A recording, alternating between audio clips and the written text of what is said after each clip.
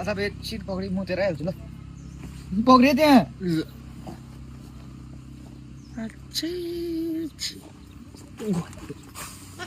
बेगहरू मलाई दिइबस्छ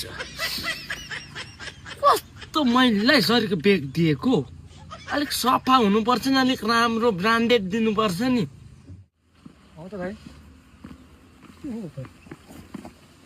खोइ बेगले त के हो चित्रे त आम्मा मान्छेहरू यस्तो ब्रान्डेड ज्याकेट लाउँछस् यस्तो दामी दामी लुगा लाउँछस् चाँदी यहाँ सुन दाँतमा गिजापट्टि सुन हिरा भएको लुगा लाउँछस् बेग त अलिक राम्रो बोक्न के झुम्रो जस्तो बेग बोकेको किन अब पर्फ्युमहरू छ अरे त्यो बेगको भ्यालु तँलाई थाहै छैन भाइ घन्टाको भ्यालु किन लाग्दो बेग बोक्छ छैन नबोक्न भन्छु बेग चाहिँ लिएन बेग त फ्याल्छ मैले फ्यालिदे कहाँ फ्यालिस् म भित्तामा फ्यालिदिएको छु यो बेग किन फ्यालेको अनि कति झुम्रो जस्तो बेग बोकेको कस्तो खाले मान्छेले चाहिँ त छ्या स्वाएन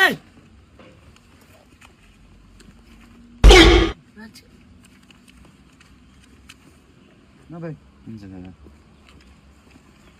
कलम चाहियो दे न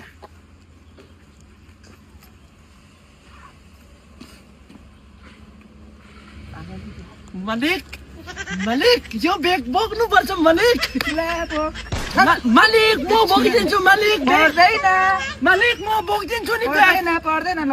अरे मालिक अरे मेरो मालिक मसँग नाच होइन मालिक ट्रिप क्यान्सल दुई भाइ खाली जानु मालिक म बोकिदिन्छु मालिक हेलमेट म बोकिदिन्छु